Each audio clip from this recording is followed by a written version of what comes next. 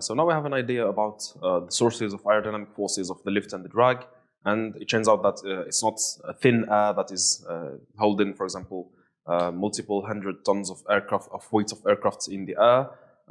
It is a very thick air. It has a very large pressure.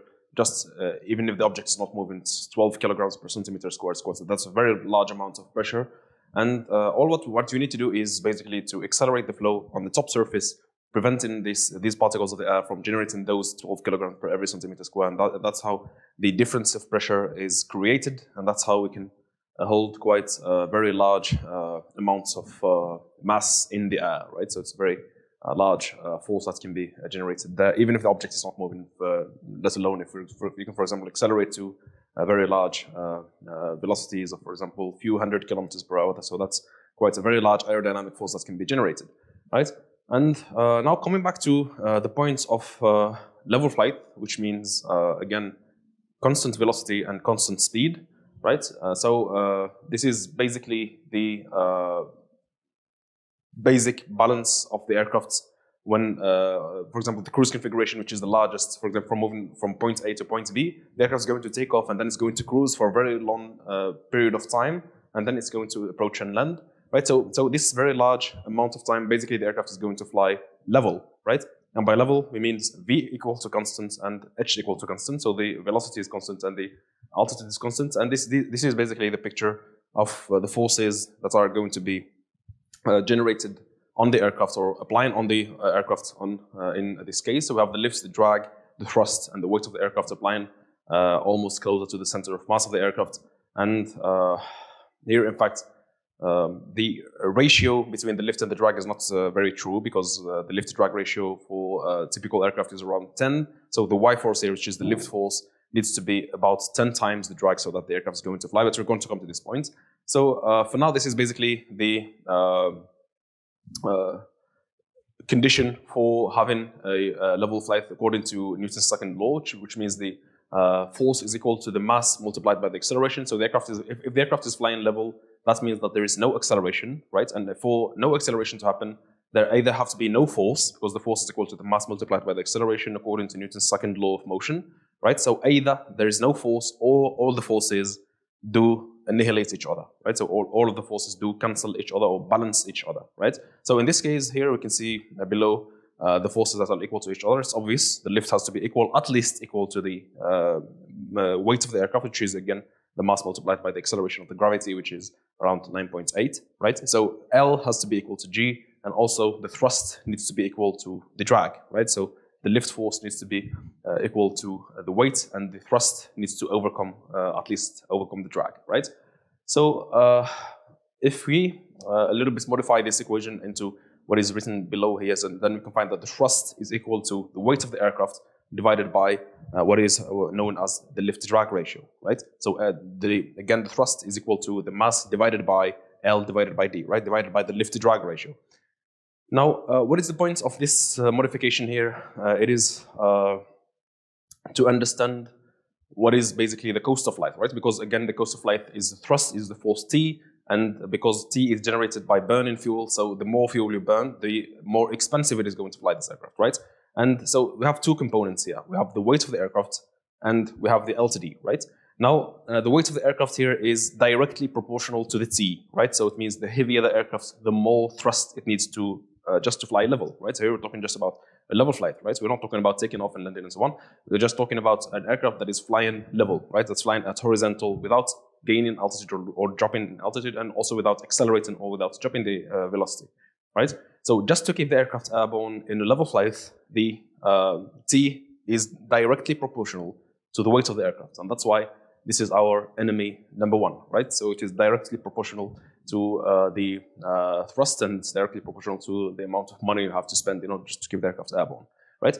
And the second component here, which is in below here, the L/D ratio, it means that how much lift is generated as per how much drag is paid for generating that lift. Now, why the lift and the drag, they're combined in just one component is because they both have the same source, right? So they have the same aerodynamic source of these forces, and we have seen all of these sources that have to do with the drag, so we have pressure drag and parasite drag and surface drag and so on. And we have the source of lift, which is basically the difference in pressure. Now, every shape in this world, every object, it has a certain amount of lift-to-drag ratio, right? So, for example, if we're talking about an airfoil, this particular airfoil, it has a certain lift-to-drag ratio that is equal to, for instance, 20, right? So the lift is 20 times the drag, right? So the lift generated by this airfoil, for instance, it's just an example.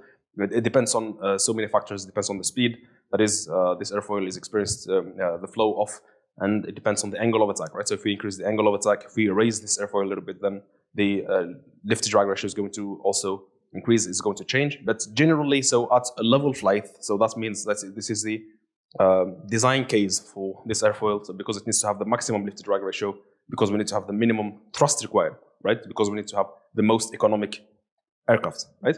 Now, this is a very good shape for generating lift, right?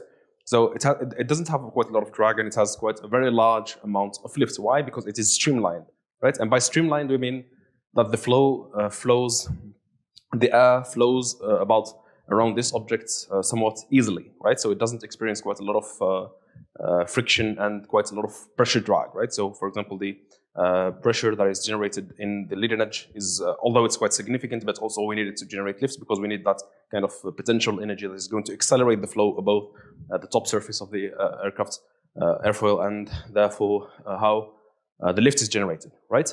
So now again, every object, every wing, every aircraft has a certain amount of lift-to-drag ratio, right? And that amount is going to imply directly or in fact, inversely, right? So if we increase the lift-to-drag ratio in this equation, then the thrust is going to be decreased proportionally, right? So for example, if the lift-to-drag ratio is 2 times increased, then the thrust is going to be 2 times decreased, right? And the same is true for the G, the first components, right? So if we, for example, increase the mass of the aircraft, if the aircraft is heavier twice, then that means that the thrust needs to give the aircraft airborne also twice, right? So here we can already understand what is a highly performing aircraft and where does high performance of the aircraft come from. It comes from basically 2 sources. Either a very light structure, which means that the G is very low and therefore the thrust is going to be very low, or a very high lift-to-drag ratio, which means that the shape is so efficient, so it has very low drag, so these components are going to be very low, and also the lift is very high, right? So the low pressure on the top here is going to be very high, right? So we need to reduce the drag, increase the lift, and also make the aircraft as light as possible. And that's how we can have the minimum thrust required to keep the aircraft airborne. And if we have the minimum thrust required to keep the aircraft airborne, that means we can have the minimum amount of fuel required, and we can have the largest possible range of the aircraft. So the aircraft can cover very large distances because it doesn't consume large amounts of fuel. And also that amount of fuel, we can, instead of it, we can, for example, put more passengers, or we can put more payload if this is a cargo aircraft and so on. So the aircraft is going to be more useful, right, in terms of its operational efficiency, right? So every aspect of the aircraft performance has to do with these 2 things, right? And it's quite difficult to appreciate the effects, for example, of the lift-to-drag ratio alone, or of the effects of the mass alone. Here we can see a few examples just to appreciate the effects of the lift-to-drag ratio. So here, for example, we have a glider, which has the maximum lift-to-drag ratio in nature, about 50, right? So the lift is 50 times the drag, right? So you can imagine just how efficient this aircraft is, right, in terms of generating lift. So it generates quite so much lift with a tiny amount of drag that is 50 times less than the lift generator, right? So this is basically a lifting surface, right? So it doesn't have quite a lot of drag. That's why it can be, as you can see, the fuselage is very thin and the wing itself is very long and thin. And below here, an airliner, I suppose this is a 777 or 787. This is also an efficient airliner because it can fly very large distances, taking hundreds of tons of passengers, their luggage, and quite a lot of fuel. And the aircraft itself is very heavy. And given all of this mass is to transport all of this mass along, for example, very large ranges of up to, for example, I don't know, like 20,000 kilometers. So 20,000 kilometers is a very large distance. It's almost the entire planet, or half the distance of the entire planet. So it's very efficient aircraft, right? And you can see that the lift-to-drag ratio is 20, is 19.3. So it's almost half of the lift-to-drag ratio generated by the glider, right? And here you can see This is why we need an engine. The glider doesn't need an engine, while the 777, for example, needs an engine, but it's still a very efficient aircraft. Now, moving a little bit below, we can see an aircraft. This is, I suppose, the Cessna 172. So it has a lift-to-drag ratio of 11. So it is much less efficient aerodynamically speaking. So we're just talking about aerodynamics here. We're not talking about other stuff. Aerodynamically speaking, the LTD ratio here is twice less than the 777, for instance. So it is the 777 is twice aerodynamically more efficient as compared to the Cessna, right? So the thrust required, if these aircraft would have the same weight, given this equation, then the thrust required is going to be twice, right? So if for example, you have to, for example, take the same weight as a 777, for example, 300 tons of, again, passengers, fuel, payload, and so on, using this shape of aircraft like Cessna 172, you need twice the thrust required, right?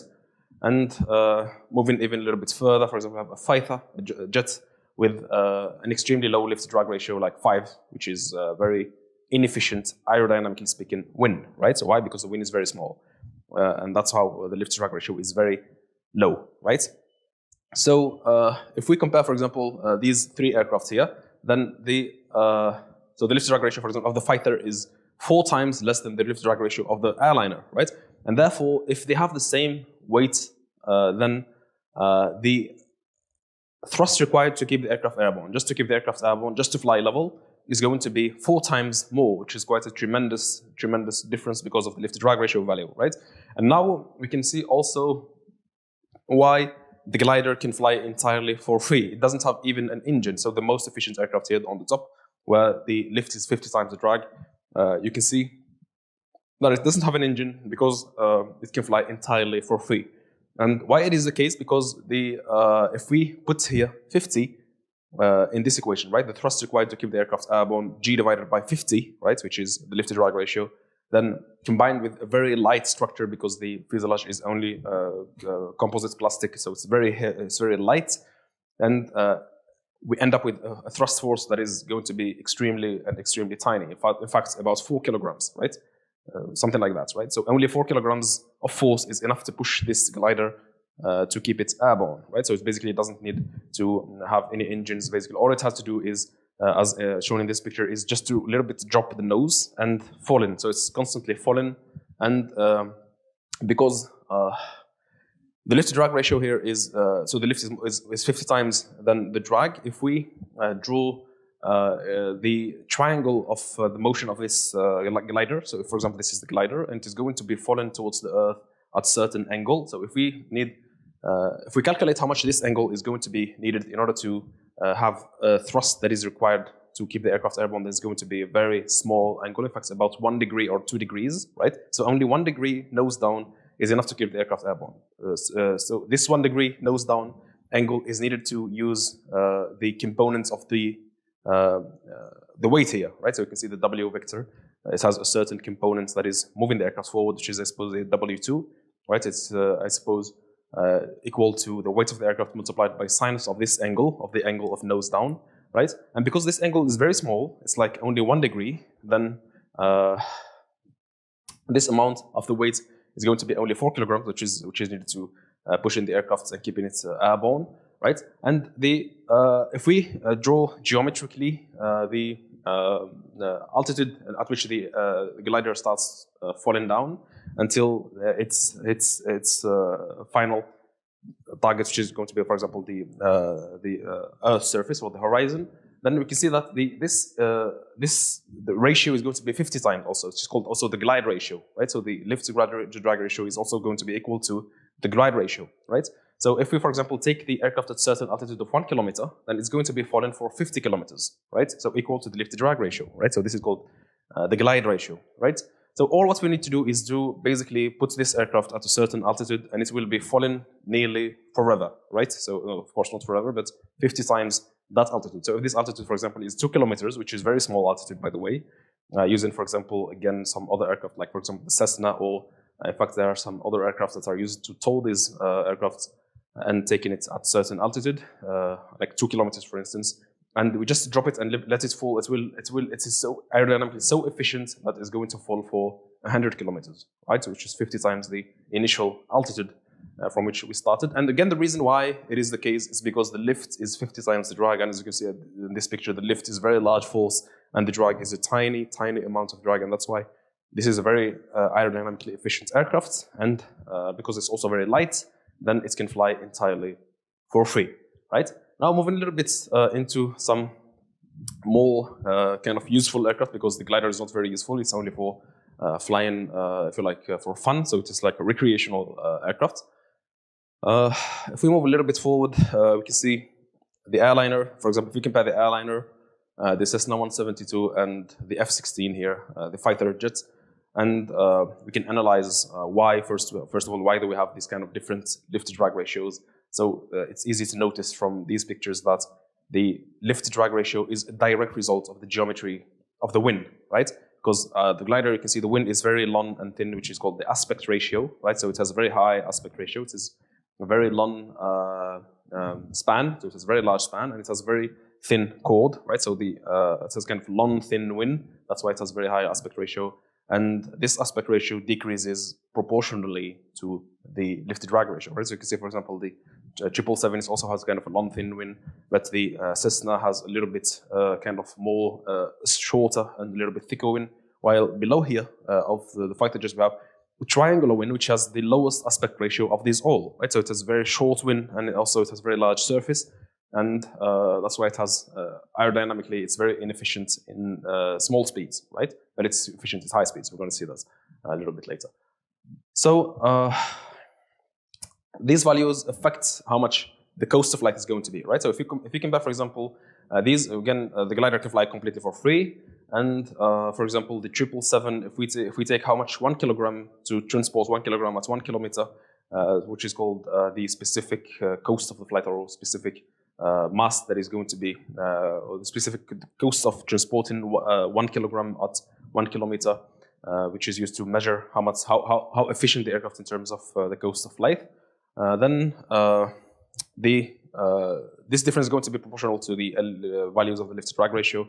And in fact, if we compare, for example, 1 hour of flight of, for example, let's say the Cessna 172, it may cost, for example, a few $100s, for instance, right? While the fighter jets, which is the most expensive flying machine to fly, it can cost up to, for example, $20,000 for one flying hour, right? Which is very crazy amount of money just to fly 1 hour, or it can be even up to $40,000 for certain very highly expensive aircraft, right? So, which is, of course, doesn't come only for the fuel that is needed to keep the aircraft airborne. It comes also from the maintenance, from the cost of operating the aircraft, let's say the pilot's salary and so on. So, but the biggest chunk of the price or the cost of flight comes from the fuel, right? So the fuel consumed is directly proportional to the thrust required. So here we need a tremendous amount of thrust because the wing is very inefficient.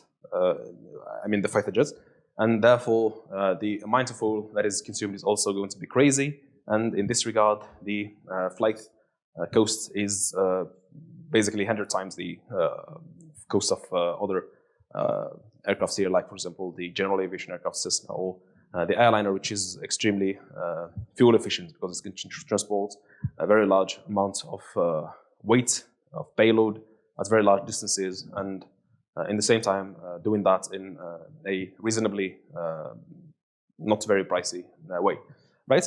So now we can move on a little bit further to analyze the first component of these, which is the mass of the aircraft, which is the G, the weight of the aircraft.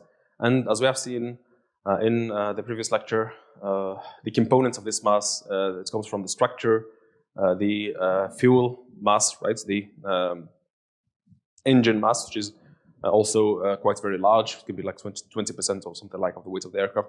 There's some systems, equipment, the crew, the payload. So all of these systems, payload, fuel, equipment, and the structure, they combine to have this, so they contribute in the first component, which is the weight of the aircraft, right? So if we want to reduce the weight of the aircraft, we have to reduce some of these components, right? So there are certain components that we cannot reduce, and there are certain components that we can reduce depending on certain design decisions and so on. We're going to see which is exactly the most important of here. And in fact, the most direct way to make an aircraft lighter is, of course, to influence the mass structure, right? The structural mass here, which is about 30% of the weight of the aircraft, or 50% depending on the type of the aircraft, or even 10%. So if, for example, if you have a very efficient aircraft like, for instance, let's say the glider, which is a very light aircraft, so it is only, for example, the structure is only, for example, 200 kilograms, so it is very light aircraft, and so in this case, the structural mass is only a tiny fraction of the entire weight of the aircraft.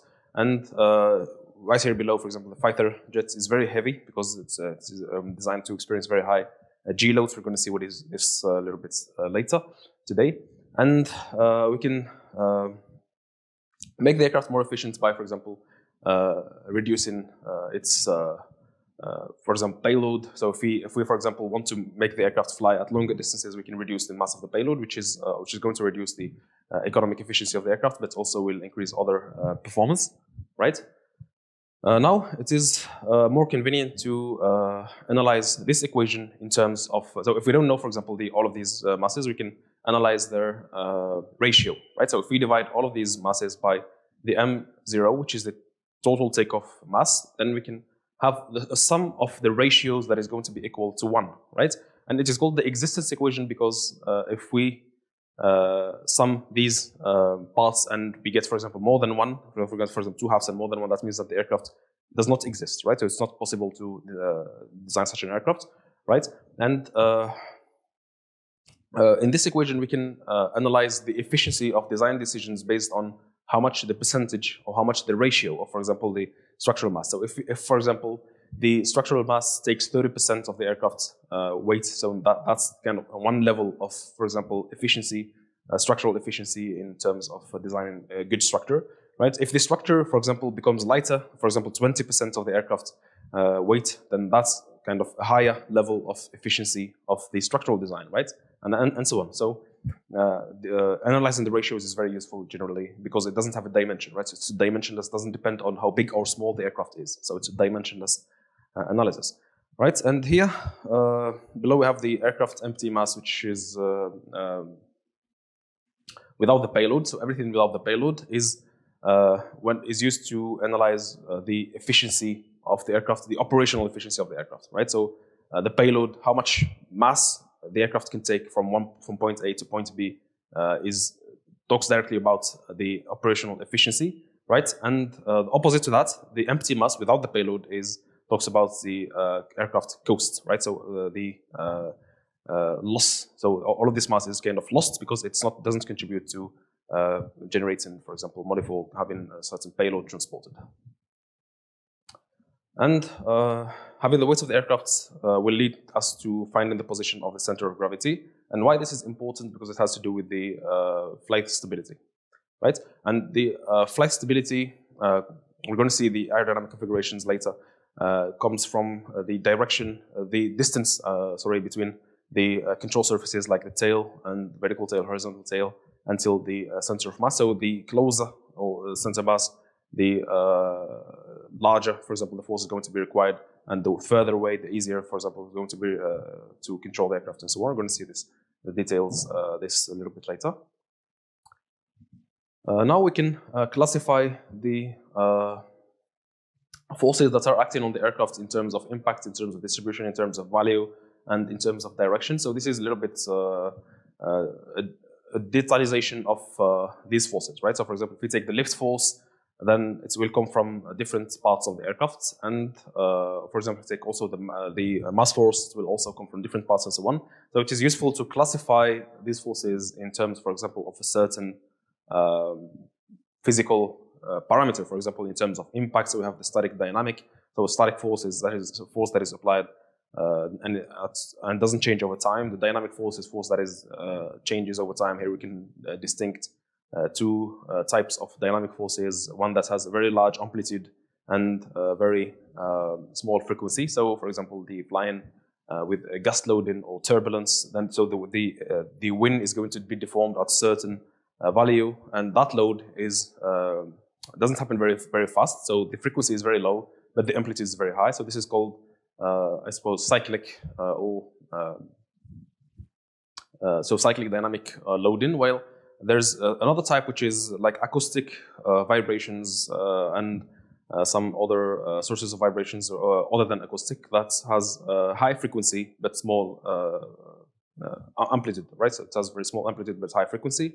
And here there is a very dangerous phenomena that is called resonance, and it happens when these frequencies combine with each other and their amplitude increases over time, leading to basically breaking off the aircraft almost on the ground, right? So for example, if the engine is generating some certain sort of vibration and the structure itself has some natural frequency of vibration, so if the frequency is the same, then this dynamic loading is going to be increasing in magnitude over time, so the amplitude is going to be increased until basically the aircraft can be broken on the ground, right? So it is a very dangerous phenomena. And some other classification criterions, like in distribution, so concentrated, distributed over length, distributed over surface, distributed within a volume, is also very useful in terms of analysis. For example, the mass force, it can be, all those can be imagined as acting in the center of mass, but otherwise it is distributed at certain different locations on the aircraft, and that distribution will impact for the position of the center of gravity here, right? And also it will impact the loading on the structure. So it's very important to understand where the load comes from and where exactly it is applied, right? And distributed over length, there are not very much a lot of examples here. Distributed over a surface, like for example, the lift force that is generated over the wind. Obviously, it is a force that is acting on the entire surface of the wind, and therefore it is distributed over surface. And distributed within a volume, for example, if you have a volume of certain mass force, like for example, the mass of the fuel, it is distributed within the fuel tank, for instance, right? And also in value, in direction, so this is pretty much straightforward, how much the value of the force and how much, where is the direction pointed. So this is kind of like this. So this might seem like a very general, kind of boring classification of the forces, but it's very useful in terms of understanding what we will call later the concept of the G-force, right? And what is the G-force and where does it come from, and which forces are responsible for having this kind of force, having this kind of impact, if you like.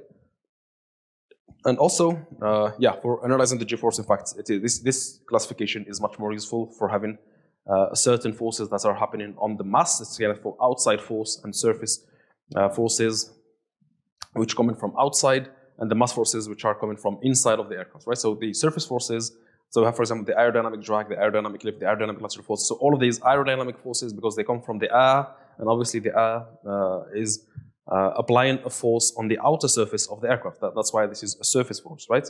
Then we have the engine force, although it comes from inside of the aircraft, it comes from inside the engine, but it's also generated because of the air, right? So the engine pushes against the air, and the air pushes against the engine in a Newton's third law fashion, like action is equal to an opposite to the reaction. So that's why it is kind of a surface force, because it also comes from outside the aircraft, it comes from the air.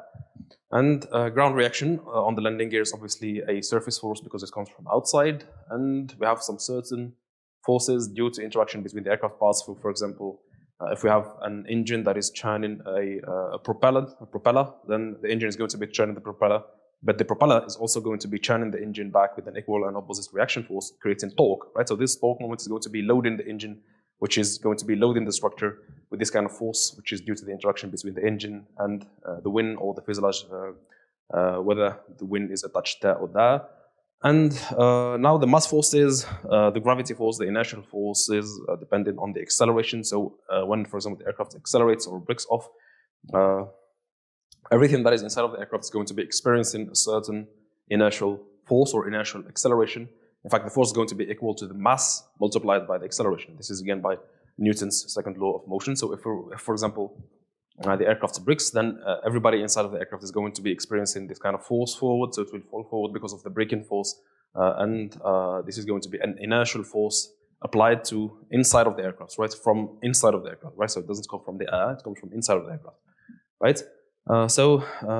As written here, mass forces are proportional to the mass multiplied by the acceleration, in fact, and are distributed throughout the volume of the airframe structure. Now, why this classification is important? Because the ratio of the mass forces and the surface forces is going to give us the value of the G-force, right? So it's going to give us the value of the G-force. You can see this concept here, right? So the G-force is equal exactly to Y divided by G, which is the aerodynamic force divided by the weight of the aircraft, or the mass force, the surface force, sorry, integrated. So the total surface force divided by the mass force is going to be known as the G-force. So now, so what does this G-force value talk about? So it talks about how much lift is generated as compared to how much, how heavy or how light the aircraft, right? And why this is important again, because it talks about the maneuverability of the aircraft, right? So whether it is easy or it is difficult to churn the aircraft, for example, at certain radius, right? So that will require some amount of surface forces, will require some amount of aerodynamic force, some lifts to make the aircraft, for example, churn. And the heavier the aircraft, the more difficult it is to churn it. So the ratio between how much lifts it can generate and how much mass it has is going to be directly impacting the maneuverability of the aircraft, or the amount of the G-force that is going to be generated, right? Now let's see a little bit its definition scientifically. So when evaluating the loads acting on an aircraft, a more convenient measure of the loading is not the force itself, but a dimensionless quantity called the G-force, denoted as N. So now why the dimensionless is so important in engineering, in fact, in general, and in particular in aircraft design. So as we have seen here, for example, this is a dimensionless equation, right? So we have an equation that has dimension, which is the kilograms, for instance, right? So we can sum, for example, the mass of the structure, the mass of the fuel, and so on, and end up with a certain amount of mass that is going to be total mass takeoff in kilograms, right? But it is much more convenient to analyze this equation, which is dimensionless, which doesn't have any kind of dimension, right? So it doesn't matter whether the aircraft is heavy, is big, is large, whether it is 1 ton or whether it is 1 kilogram. The ratio of the mass structure is going to talk about how efficient the structure is, right? So if it is 20%, for example, 1/5 or 1/10 or 1/100th, this is what it's going to talk about, for example, how efficient or how heavy the aircraft is. Not exactly the mass itself, but the ratio between this mass of the structure to the total mass, right? And in a similar fashion, it is not very informative to say whether a certain force that is applied to the aircraft is large or it is small. What is informative is how big this force as compared to weight of the aircraft, how big this impact that is come from outside the aircraft to the inside of the aircraft's weight, right? So the dimensionless analysis is very useful in this regard, and it's very useful, in fact, in general engineering, because it excludes the size, right? It doesn't matter whether the aircraft is big or small. If we have a dimensionless analysis, then we can understand quite a lot of things about this aircraft. All right, so this is denoted as N, and the G-force is the ratio of the resultant of all surface forces, right? So all of these surface forces together, whether it is aerodynamic drag, the thrust, the ground reaction, so all of these forces that are acting from outside the aircraft, if we divide these to the weight of the aircraft, then we can have a certain value of G-force. If we, for example, we say 5 Gs, if we say, for example, 10 Gs, then that says about how big the force is compared to the weight of the aircraft. For example, 5 Gs is quite a very large force, right? So, for example, if we apply 5 Gs to an aircraft, that means that everything inside of the aircraft is going to weigh 5 its times, right? So if you maneuver, for example, your aircraft with 5 Gs, then your weight is going to be increased by 5 times, right? Which is quite a very large force, right? So we see that's why it's very useful. And the G-force here is a vector quantity. Beside its magnitude, it has also a direction. So depending on the direction of the force where it is applied, in fact, depending on the sum of these forces where it is applied. So because here we have, for example, the aerodynamic drag, lift, and all of the other surface forces are applied in different directions. But the sum, their vector sum, is going to be pointing at a certain direction. And that is going to be the direction of the G-force, which is a vector. And we usually have 3 projections, the X, the Y, and the Z. And so we have the Y is the longitudinal. In the Russian convention, this is the vertical axis of the aircraft, right? While in the Western convention, this is the Z axis of the aircraft, right?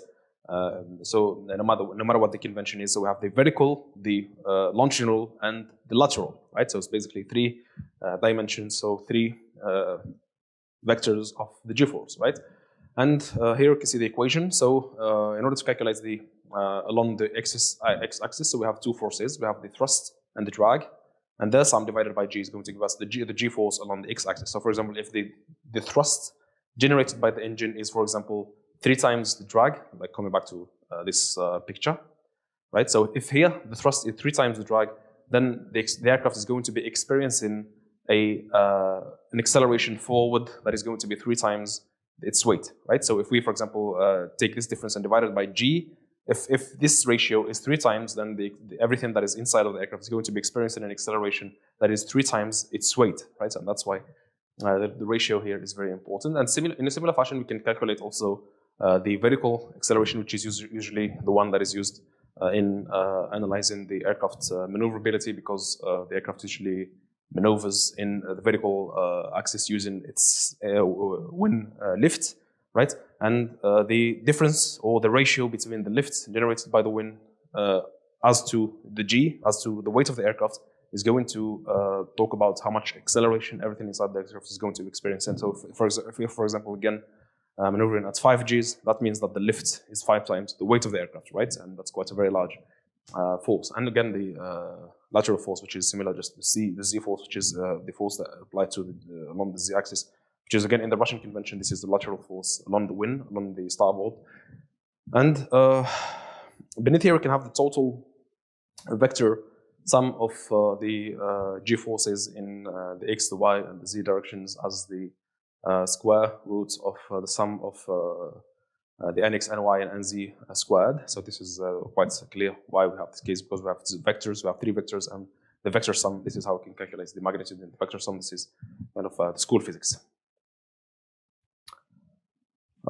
In this table, we can see the manifestation of the G-force along different axes. So X is, of course, so along the X-axis, the longitudinal axis, we have the acceleration or the braking, right? So acceleration is kind of positive, is considered positive, while braking is considered a negative acceleration, so it is a deceleration, right? And along the vertical axis, we have the normal acceleration along a curved trajectory. So if, for example, the aircraft is moving through a certain curve, then this force is going to be pointed towards the center of the curve, right? So this is kind of centrifugal force, right? And but for the aircraft, this is happening along the vertical axis. That's why it is Y manifestation of the aircraft, right? So it can be, for example, in the vertical axis also. So for the aircraft, it is the vertical axis, which is in the Russian convention the Y, and the lateral finally here, the Z acceleration along a curved trajectory, and the lateral forces action. For example, if we use the rudder, the vertical stabilizer, and we want to move, for example, certain like an automobile, right, like a car, then this is going to be the case, and the acceleration is going to happen again along this curve. Typically, the strength and stiffness of the airframe structure is determined by the magnitude of the lifting force, because this is the largest, by far, the largest one as compared, for example, to the lateral force, which is very small, and also as compared to the lift and drag, because as we have seen, the lift-drag ratio is a very large, well, in the best case scenario, right? If it is a very efficient aircraft, then the lift is, at least, for example, if you take an airliner, which is the design case, for example, for analyzing general aircrafts, like, for example, 20 times, right? So the lift-drag ratio for the 777 is 19.3, so that means that the lift is 20 times the drag, right? And because the drag is equal to the thrust, that means that also the lift is 20 times the thrust, right? So the thrust required to give the aircraft airborne is only 1/20th of the weight of the aircraft, right? And here, the lifting force at a certain value is usually what talks about the G-force, because it's by far the largest force. So it can be, for example, 50 times or 20 times or at least 10 times all of the forces, right?